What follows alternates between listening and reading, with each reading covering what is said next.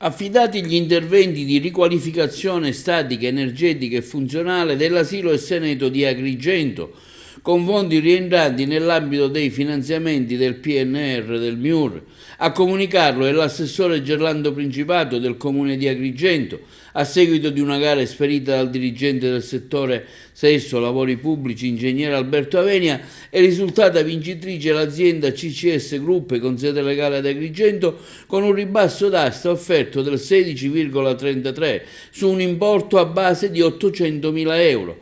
Si porta quindi a compimento un altro passo importante nell'ambito degli interventi che sono stati finanziati a fondo perduto dallo Stato. L'immobile ospitante l'asilo nido e seneto ha manifestato negli anni passati problematiche geotecniche prevalentemente nella parete nord, che hanno generato dei cedimenti che hanno indotto le passate amministrazioni a chiudere la scuola.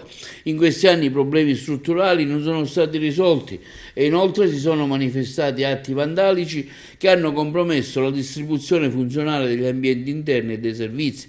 Il progetto affidato prevede un consolidamento strutturale, interventi di ristrutturazione, messa in sicurezza e riqualificazione della struttura.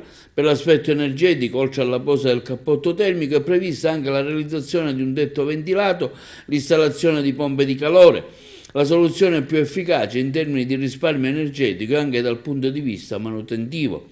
Sono molto soddisfatto di essere riuscito a mantenere una promessa fatta al dirigente scolastico della struttura in occasione del primo incontro, questo quando dichiarato dall'assessore all'edilizia scolastica e ai lavori pubblici Principato. Non potevamo perdere l'occasione di restituire alla città l'asilo e seneto che si aggiungerà alla scuola materna Villa del Sole, soprattutto tenuto conto della carenza di edifici sicuri in materia di edilizia scolastica ereditate. Siamo convinti come amministrazione, afferma Principato, dell'importanza rivestita dei nidi che svolgono una funzione pedagogica fondamentale, ma hanno anche un'importante funzione sociale perché aiutano i genitori con bambini piccoli a conciliare meglio i tempi di vita con i tempi di lavoro. Oltre al recupero del piano terra attraverso il ripristino degli ambienti preesistenti, servizi igienici e realizzazione di nuovi impianti, verrà recuperato il seminterrato ed è prevista anche una sistemazione estrema. Previsto un cronoprogramma con un anno di lavoro, l'inaugurazione per la riapertura nell'anno 2025.